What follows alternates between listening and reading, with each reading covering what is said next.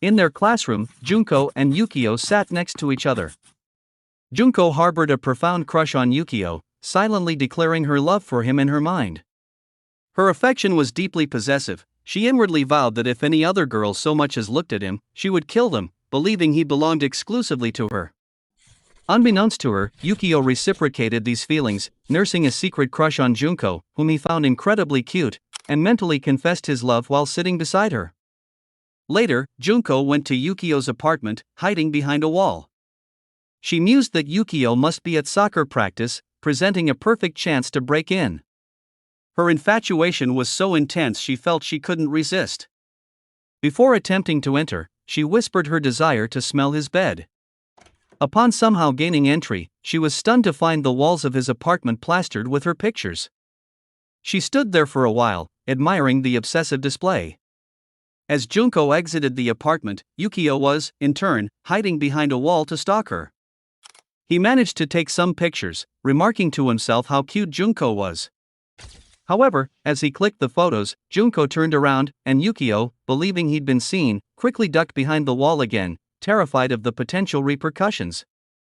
Junko paused, wondering how to confess her feelings to Yukio, realizing her current approach wasn't ideal. She decided a direct confession was the best course. She approached Yukio, stating she wanted to talk. Yukio, however, assumed he was in trouble, thinking she knew about his stalking and was about to tell him to leave her alone. Instead, Junko confessed her love for him, imploring him not to reject her.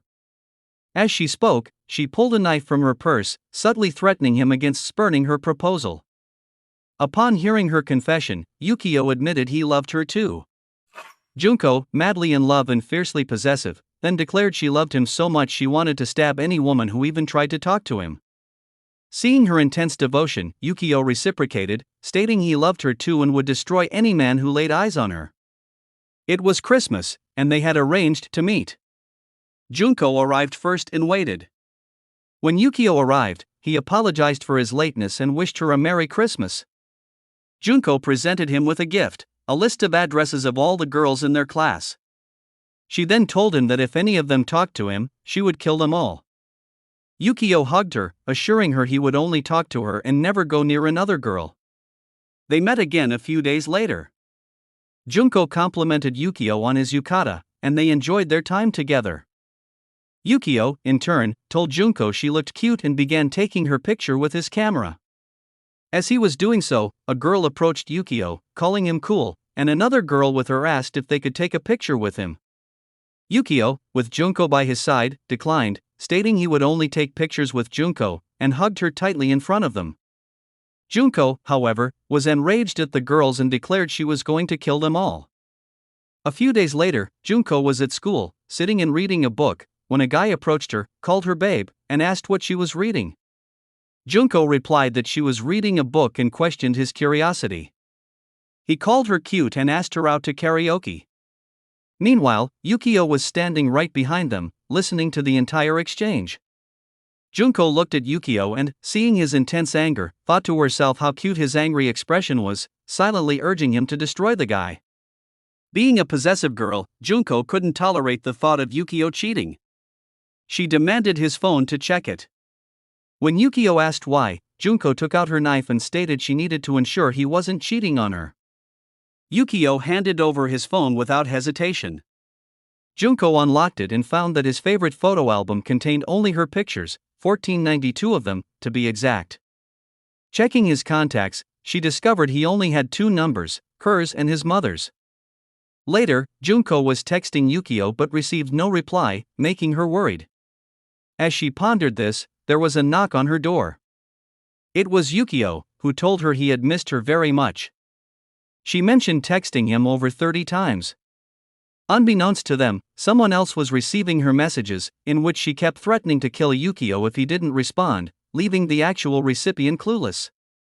On another occasion, as Junko was leaving for somewhere, Yukio, as usual, was talking to her while simultaneously taking her pictures, hidden behind a wall.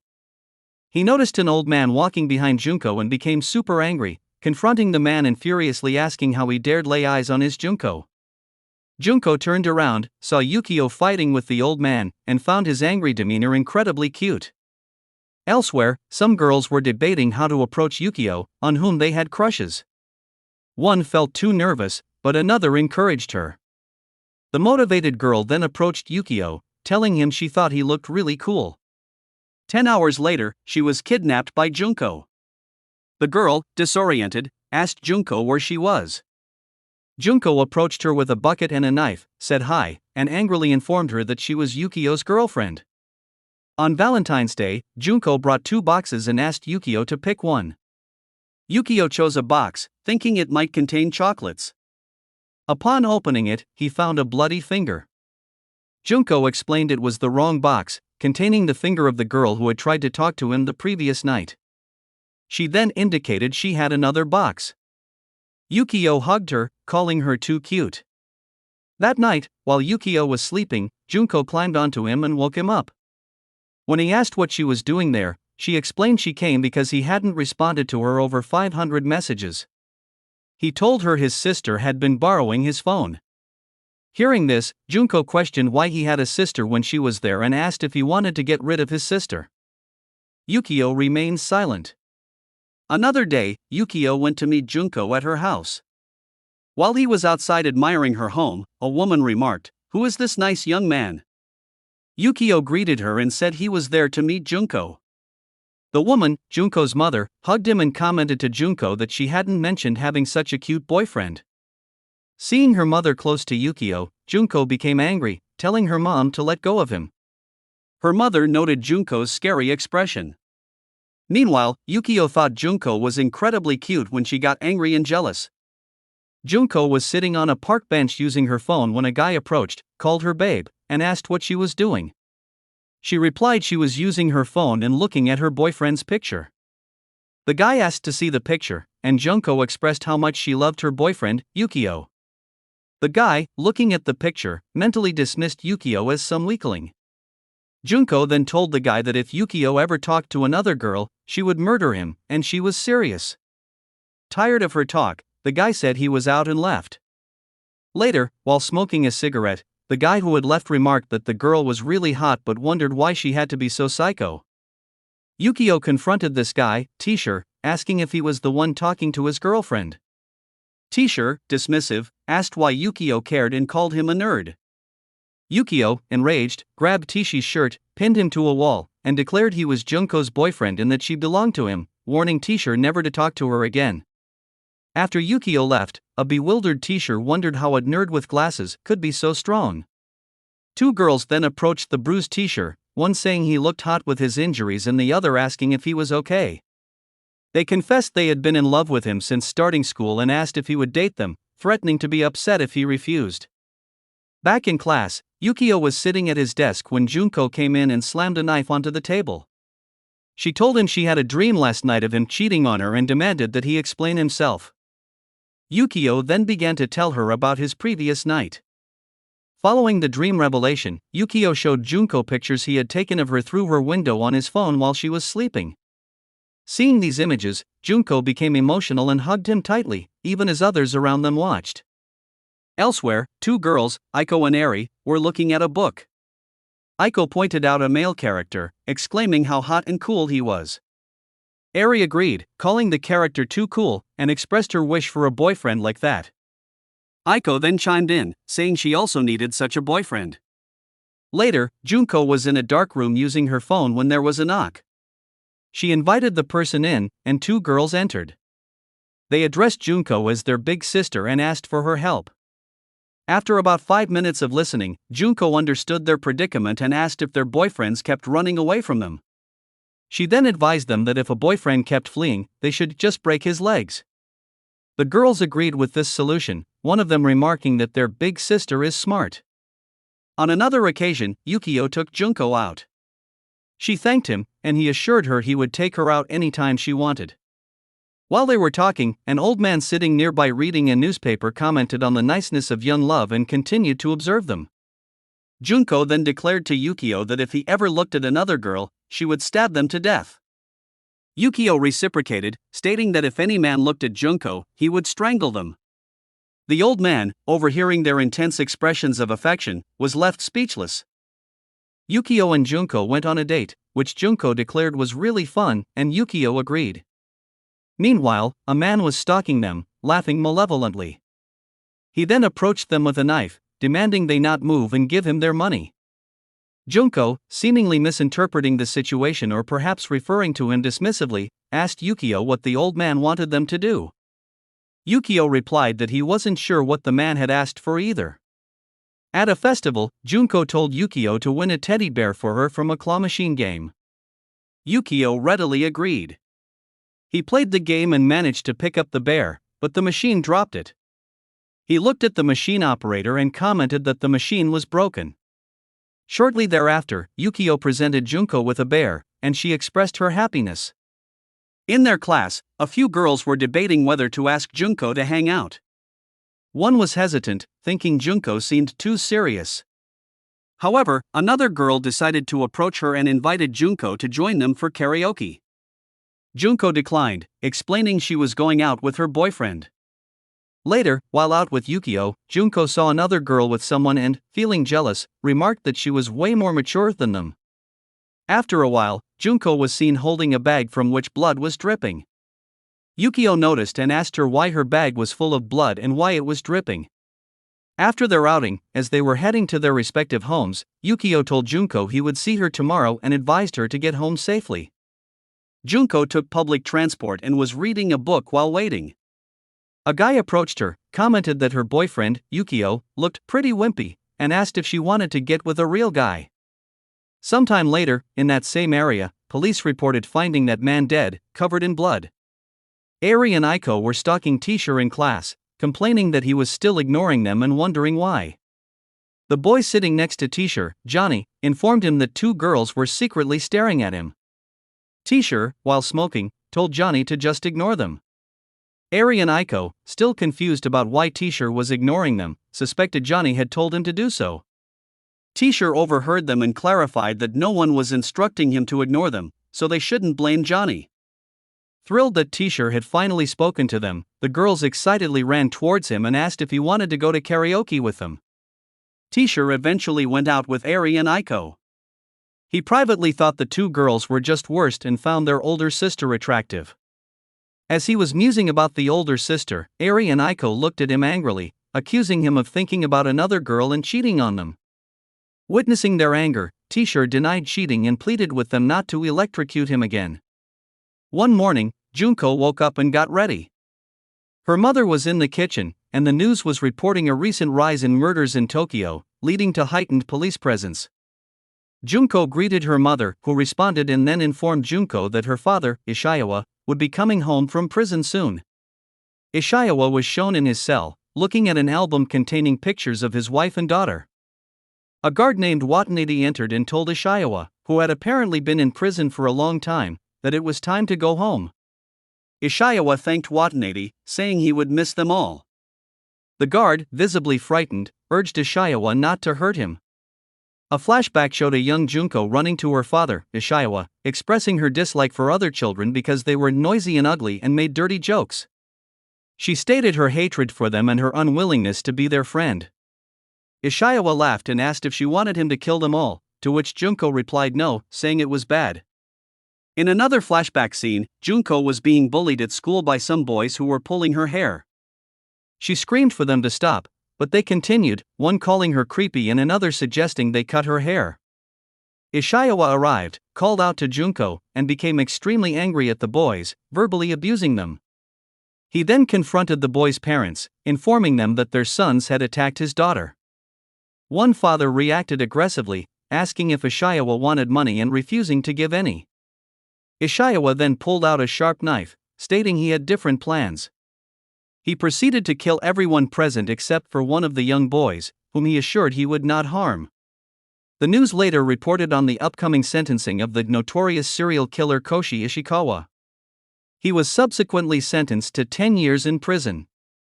A girl watching the news, possibly a victim's relative, angrily declared it corruption, deeming 10 years unfair for killing two innocent families. The police arrived at Ishiawa's house and handcuffed him.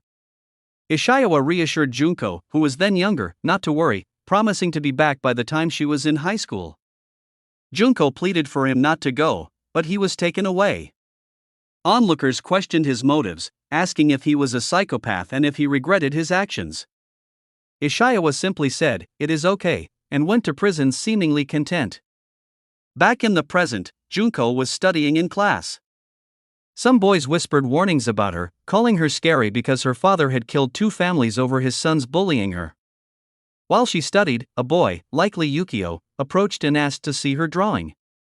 Junko asked if he wasn't afraid of her.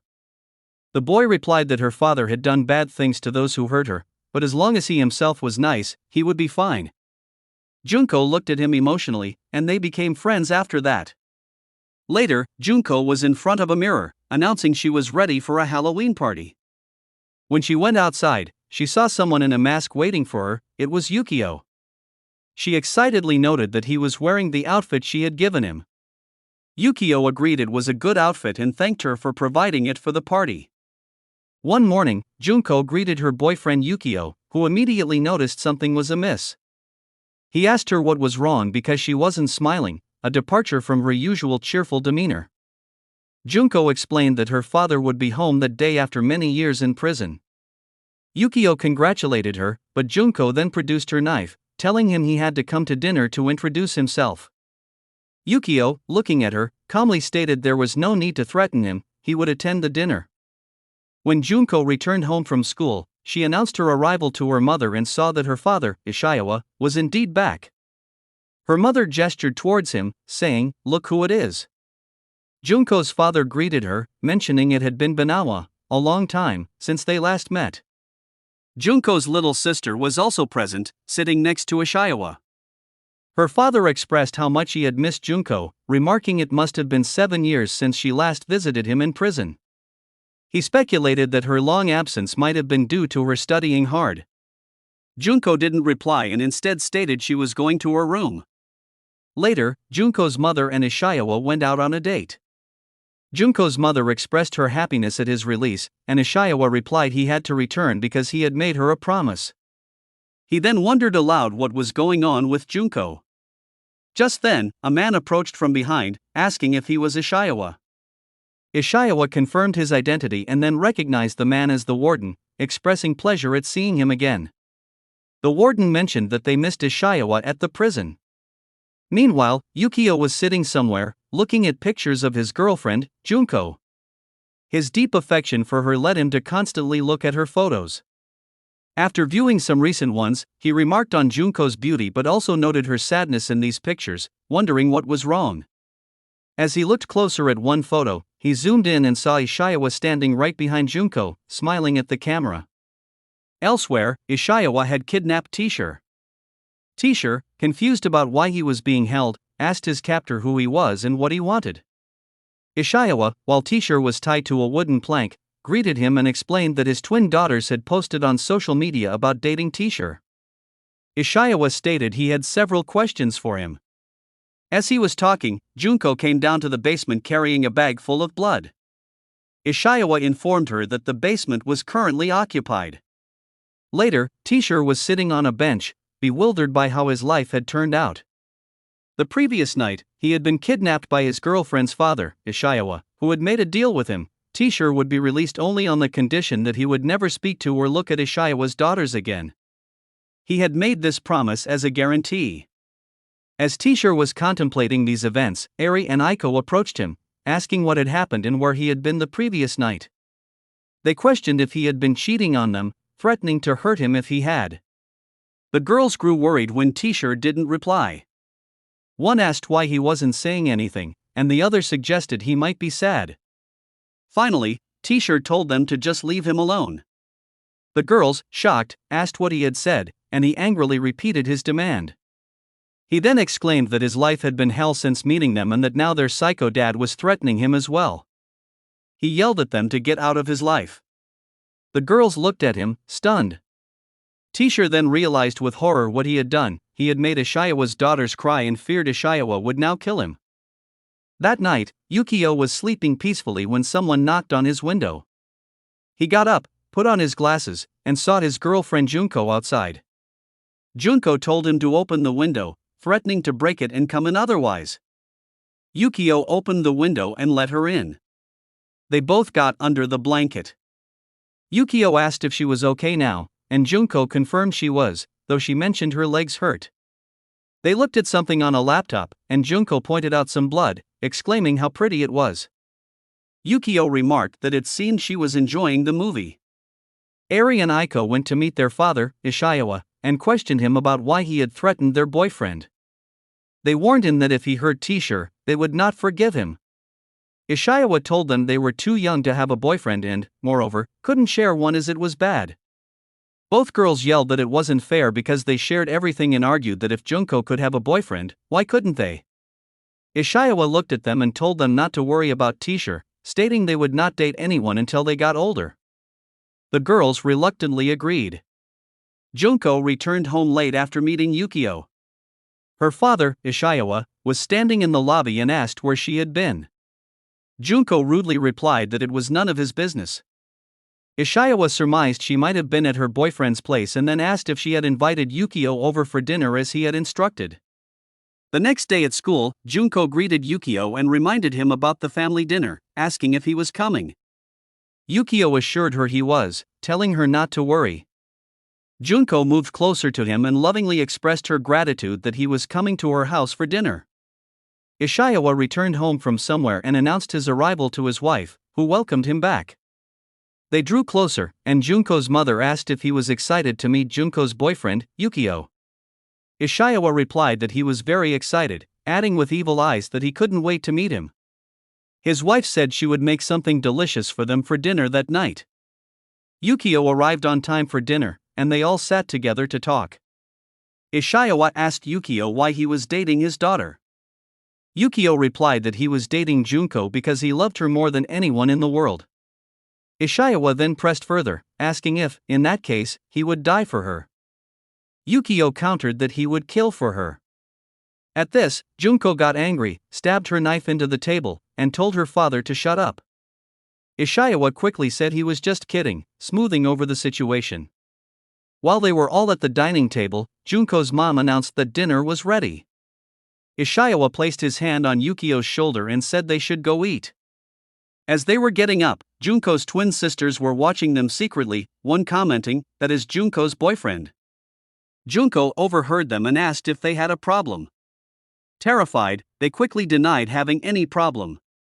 After dinner, Ishiawa wiped his mouth, declared it a beautiful dinner, hugged his wife, and praised her excellent cooking. He then asked Yukio if he wanted to join him in the kitchen. Yukio agreed, and they both went. Junko's mother wondered what they were doing. In the kitchen, Ishiawa told Yukio he had several questions for him. After about 10 minutes, they emerged from the kitchen, acting like friends. Ishiawa put his arm around Yukio, remarking that he was an all-right guy. Yukio thanked him for the compliment. Junko got up, thinking it had gone better than expected. As Yukio was leaving, Junko told him she would see him tomorrow. He reciprocated and left. While he was departing, Ishiawa was standing behind a wall, listening to their conversation. After Yukio said goodnight to Junko and started walking home, he sensed someone following him. He realized it was Ishiawa, who then said to Yukio that he wasn't done with him yet. Ishiawa commented that he liked Yukio's perception. He then emphasized that his daughters were the most important things to him in the world, asking if Yukio understood. Yukio turned around and boldly asked Ishiawa if he was going to kill him, just like he had killed the families of the boys who bullied Junko. Ishiawa began to laugh, remarking how funny it was, as he had almost forgot about those nobodies. Ishiawa continued to laugh, asking Yukio if he truly believed he had stopped there, then declared that he had even started there. He claimed to have killed hundreds, and the best part was that he could walk out anytime he pleased. He challenged Yukio's notion that he had spent more than 5 days locked up.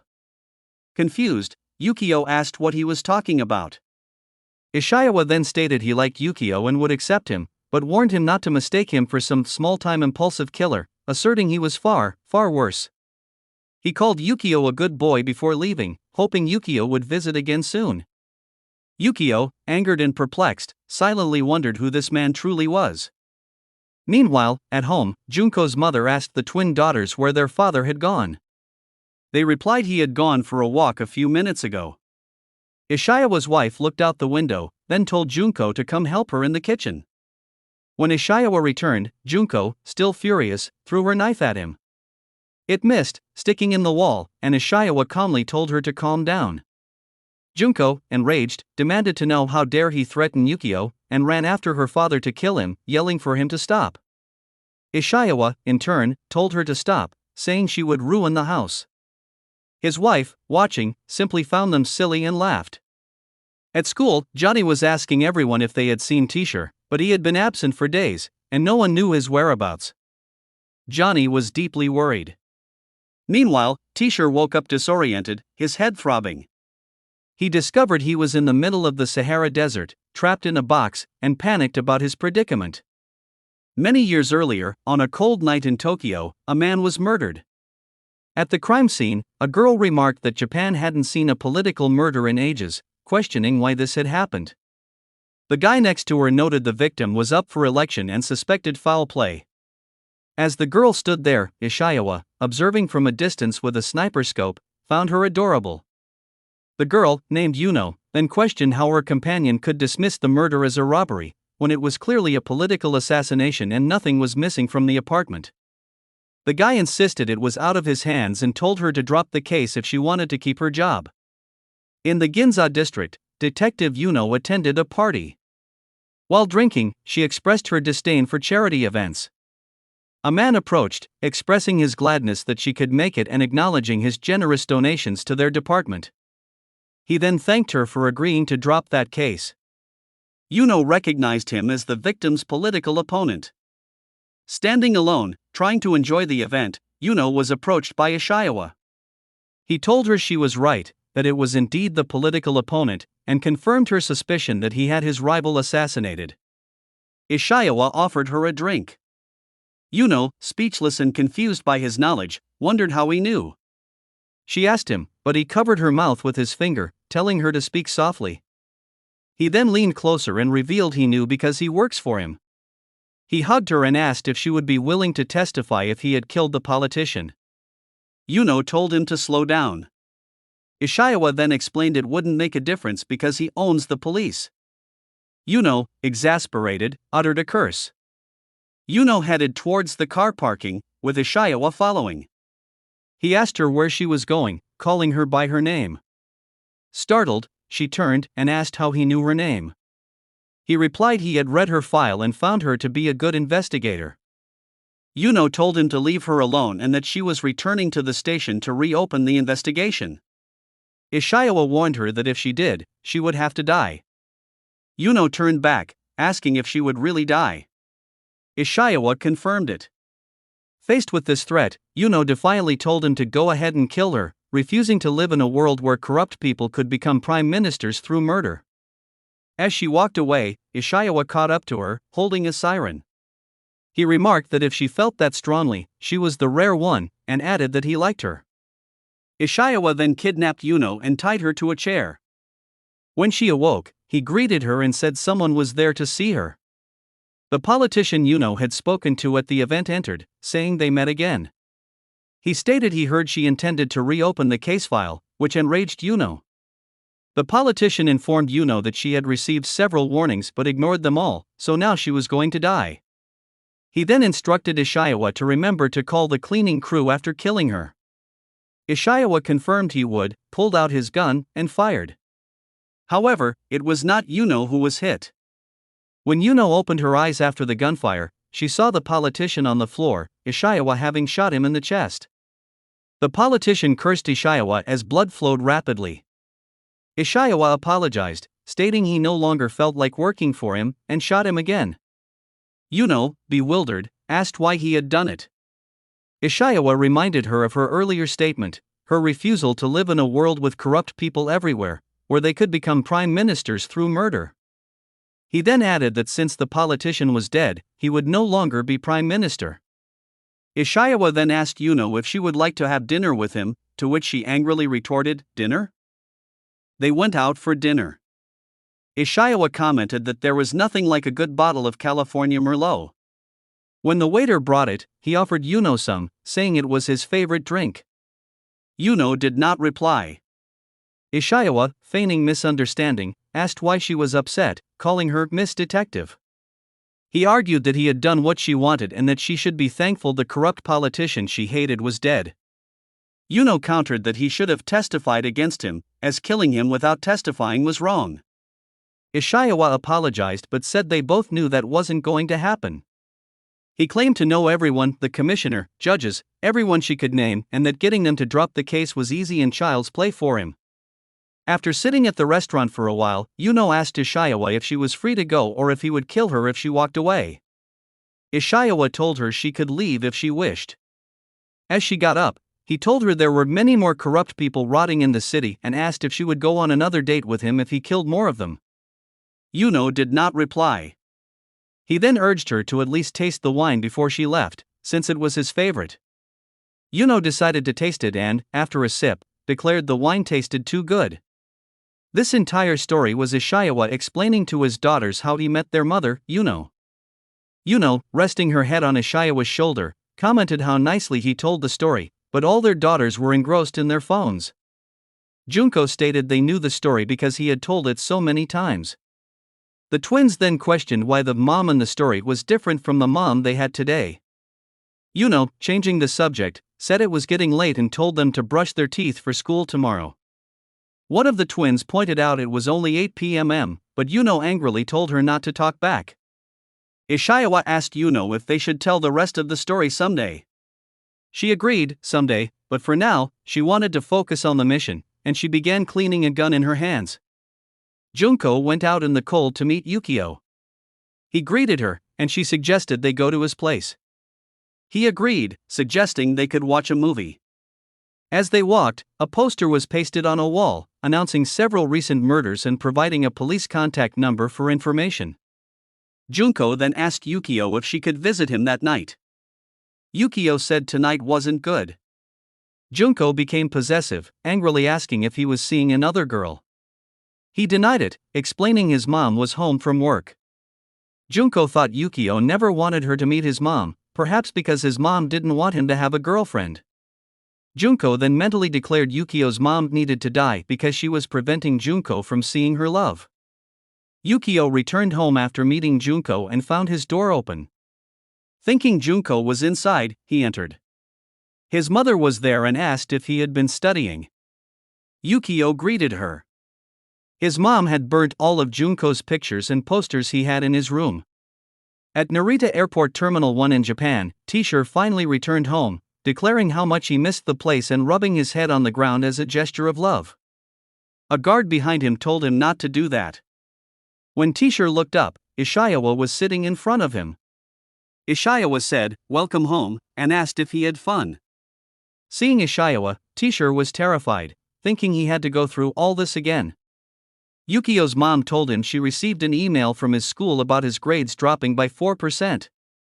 Yukio, however, was worried about Junko's pictures and tried to put out the fire to save them.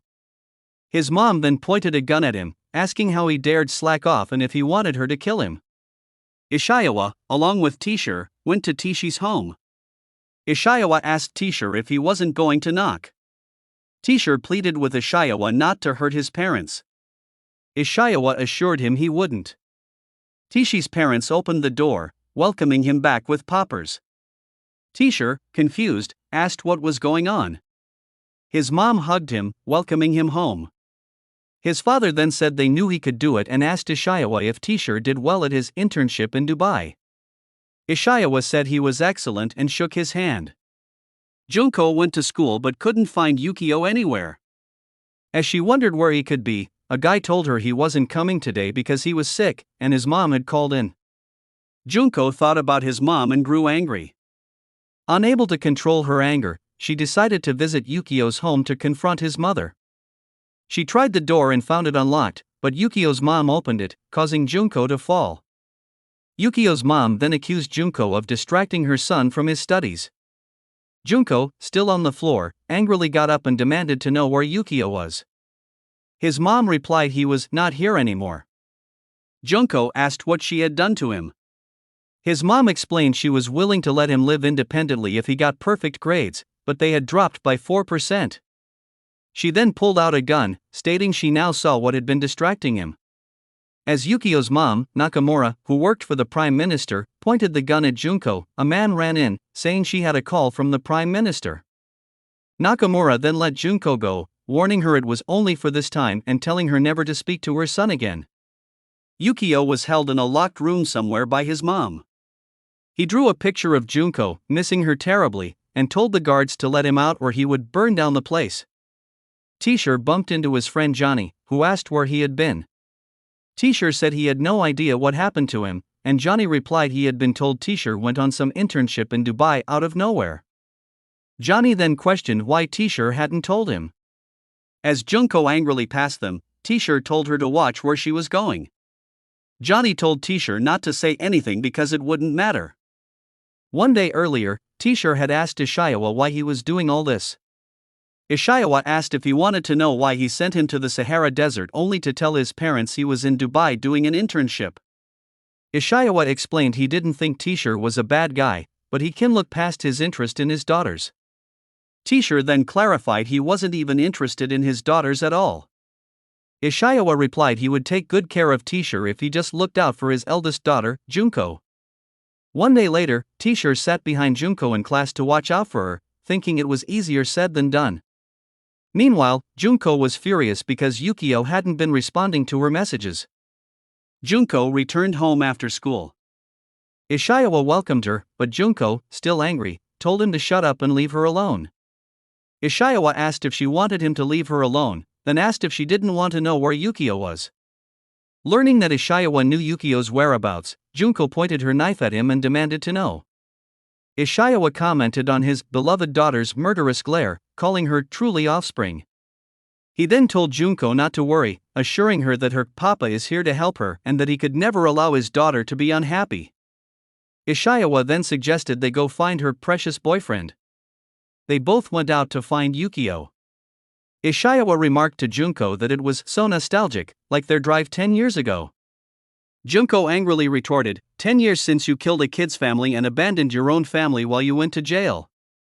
Ishiawa told her not to look at it that way, asserting he had to protect her and fulfill some final agreements before settling down. Ishiawa took her to the place where Yukio was locked up, calling it a gift from her dad as a homecoming gift, and pointed out the prison they are keeping her beloved Yukio. Junko asked her dad why he was doing this, then declared she would kill all of them and go to jail too. Ishiawa told her there was no way he is going to let that happen because none of them will be able to stop her. He revealed a friend had disabled all security cameras, and he would watch from another building. Junko entered the building, pointed her gun at the receptionist, and demanded to be let go to the 60th floor or she would murder her slowly. The receptionist agreed, showed her to the elevator, and told her to have fun and kill as many people as you want. As Junko walked, she thought her father had weird friends. When Junko went upstairs, guards appeared from behind, pointing guns at her and telling her to put her knife down. Junko angrily asked where they were hiding Yukio. The guards said they do not want to shoot a girl. Junko kept demanding to know where Yukio was, threatening to murder them and the one he loves if they didn't tell her. One guard tried to shoot but was hit in the head and died. The other guards, confused, wondered what had happened, and another of them also died. Junko asked the last remaining guard to tell her where Yukio was, or she would kill him too. Meanwhile, Ishiawa was aiming his sniper, thinking Junko was so cute. He killed the remaining guards with his sniper, just as he had done in the past. The guard who had been leading her then took Junko to where Yukio was held. When she saw Yukio, she ran to him. Yukio, disbelieving it was really her, said he missed her so much. He hugged her, apologizing for letting this happen, and thanked her for coming. Junko comforted him, saying it was okay and everything was fine and under control now. As they hugged, the guard who brought her there pointed his gun at Junko, stating her sniper friend cannot see them here, and cursed at her. Yukio, enraged by the insult, asked what he had called her, then charged at him for daring to abuse her. Junko told Yukio he was so cool. Yukio took the gun from the guard. The guard warned him that his mother, Mrs. Nakamura, would kill him if he let him go. Yukio responded that she would probably torture him if he killed him, so he was dead no matter what. He again demanded how dare the guard talk to Junko like that. The guard knelt down, begging Yukio not to kill him and to just stay there, claiming his mom would let him go soon. Yukio asked Junko what he should do with the guard. Junko told him she wanted to see him beat him to death with his hands, to bash his head until his skull cracks, and don't stop. She told him to do it for her, and he did. They both left the building together.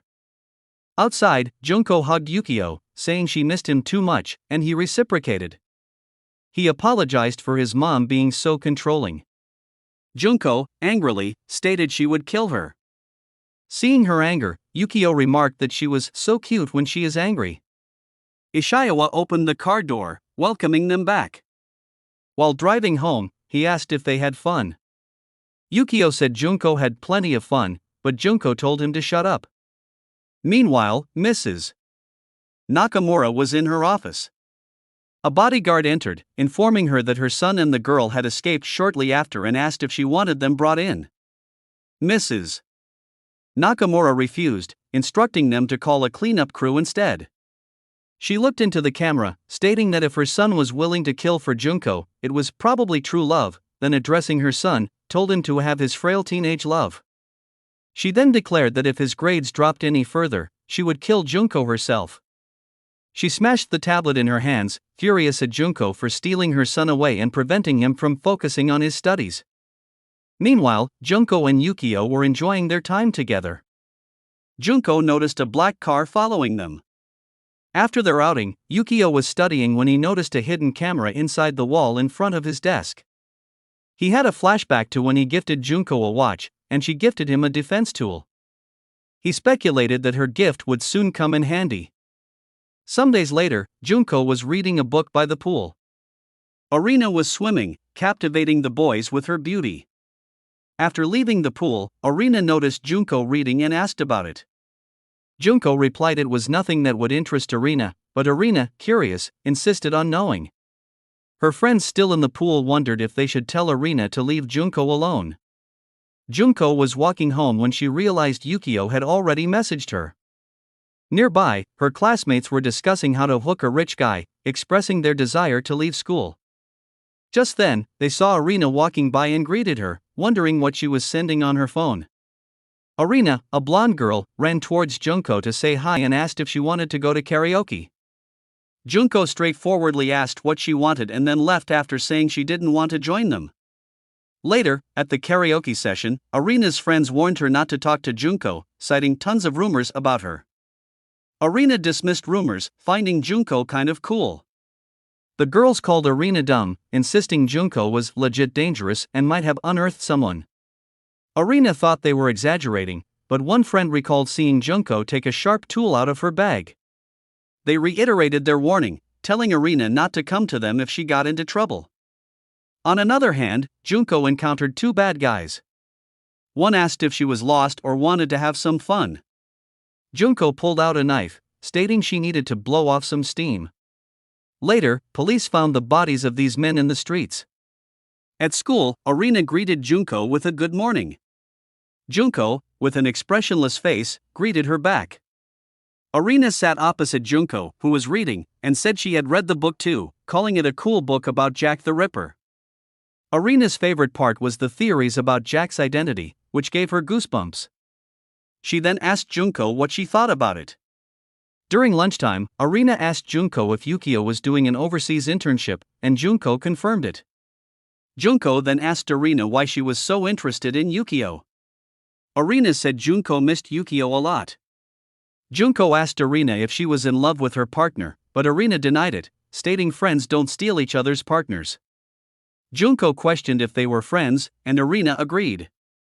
Just then, a guy, Kao, entered, saying he had been texting Arina and asking if everything was alright. Arina apologized, claiming her phone ran out of battery. Kao asked if she was ignoring him, but she reiterated her phone's battery had run out. Kao said she should charge her phone, adding he was going out that night and asked if she wanted to join. Arina denied and apologized, stating it was her mother's birthday. Kao looked at her, causing Arina a little panic. She said she would try to make time for him. Kao then grabbed her, saying he wanted to talk to her. Arina left, telling Junko she would see her later. Meanwhile, T-shirt was walking and enjoying his life when he saw Arena's friends and quickly hid behind bushes.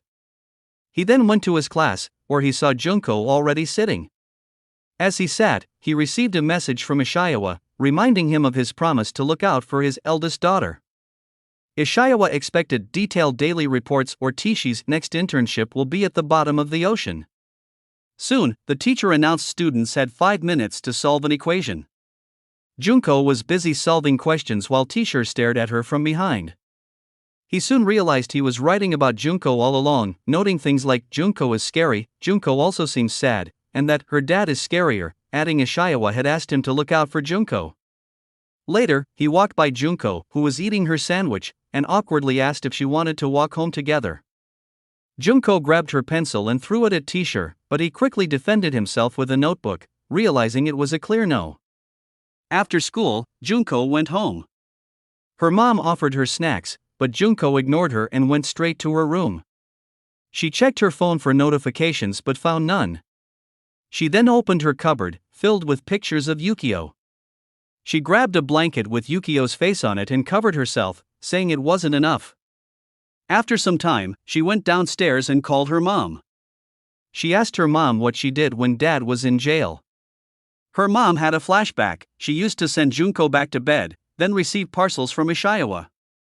One contained a letter saying Ishiawa had taken time to go to Sicily to get her that crooked lawyer she mentioned, plus a little something extra.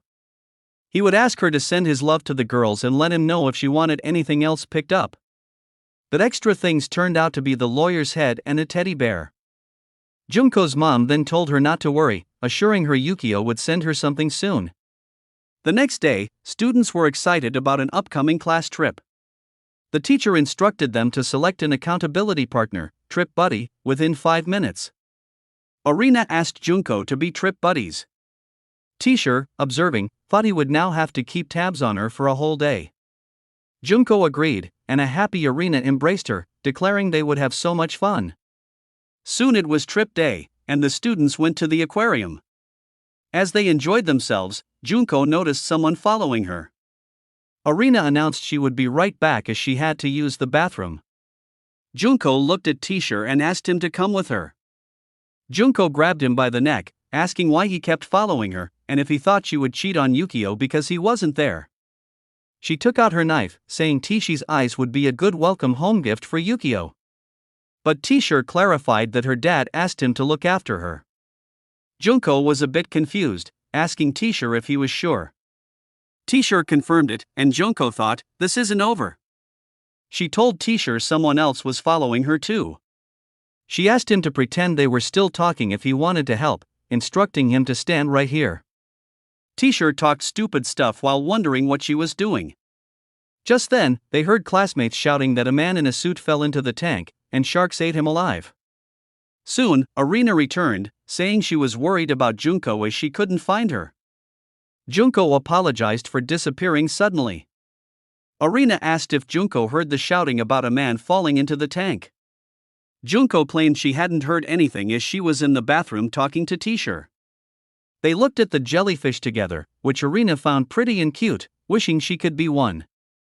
Just then, Arena heard her phone ring and panicked, seeing her boyfriend had called many times. She quickly called him back and apologized. This made Junko wish Yukio could also call her. On the other hand, Yukio was sitting by a fire in the middle of nowhere. He wrote a letter to Junko, expressing his understanding of her agony at not seeing him and how he suffered the same. He missed her smile and the warmth of her embrace, assuring her he was safe and they would speak again soon. But he tore the letter and burned it, wishing he could call Junko. Just then, a man approached from behind, telling Yukio to cheer up and that he would talk to Junko, but first, they had work to do. Somewhere else, a man in a suit came to talk to a woman. The woman said he still hadn't located Yukio. It turned out to be Yukio's mom, Nakamura. She looked at a picture of Yukio and Junko, admitting it was an audacious move and she hadn't seen it coming. She instructed to maintain surveillance on Junko discreetly, not wanting any more silly scenes in Shark Tank. She stated her son would eventually come back, and when he did, they would be ready. The man in the suit asked about the rest of the Ishikawa family, suggesting they might have a chance if they struck now. But Nakamura slammed the table in anger, reminding him what happened last time. She declared the Ishikawa family remains off limits for now. She looked at a picture of her family, saying she had plenty of plans for the future and he didn't need to worry. Meanwhile, Junko missed Yukio at home. Her mom asked if she had seen the news. An American billionaire was found unearthed in his mansion in a gruesome and horrifying scene. Junko instantly realized it was Yukio behind this. The next day, she went to school happily, constantly staring at her phone. People wondered why she was so happy, finding it scary. Teacher also observed her, thinking her happiness was worse somehow. As she sat in her classroom seat, Arina came in, saying Junko looked happy. Junko denied it. Arina looked at Junko, wondering what she was up to, then realized and asked if Yukio had messaged. Teacher, meanwhile, pondered if being at the bottom of the ocean doesn't sound so bad. He then took notes about how a happy Junko was even scarier. Arina asked if she could see the message, but Junko said it was private. Arina insisted she could keep a secret, recounting a story from second grade where her friend Sakura accidentally sat on her hamster. Arina quickly bought a new one, and they lied to her mom, never telling another soul. Junko looked at Arina, asking if she could even hear herself. Junko told Arina she couldn't read Yukio's message but could see the picture. Arina found the picture cute and called Junko funny. Junko grabbed Arina by her shirt. Arina then asked where Yukio was staying. Junko said he was staying at a clown-themed motel. Arina questioned why the clown was holding a knife. Junko asked why the clown would not hold the knife, to which Arina conceded she had a point. Arina's friends, observing them, worried, "This isn't good, they are hanging out again. Somebody needs to sit Arina down and tell her something." After school, Junko and Arina said goodbye and headed home. But some girls grabbed Arina and pulled her aside. Arina questioned what that was all about. The girls said it was an intervention and asked Arina to sit down. They urged her not to hang out with Junko, expressing their worry. They stated Junko's father had unearthed people, and that was not a rumor, it is facts. They deemed the whole family scary. But Arina told them to shut up, stating she didn't judge people based on their parents and that she liked Junko. Soon, a rumor spread, and Arina's friends asked her if she loved Junko. She clarified that she had said she liked Junko. She asserted she didn't care what anyone thought about her, never tried to get approval or pretend to be someone she wasn't. She was perfectly happy being herself and never let anyone tell her what to do. She didn't love Junko, but she wanted to be.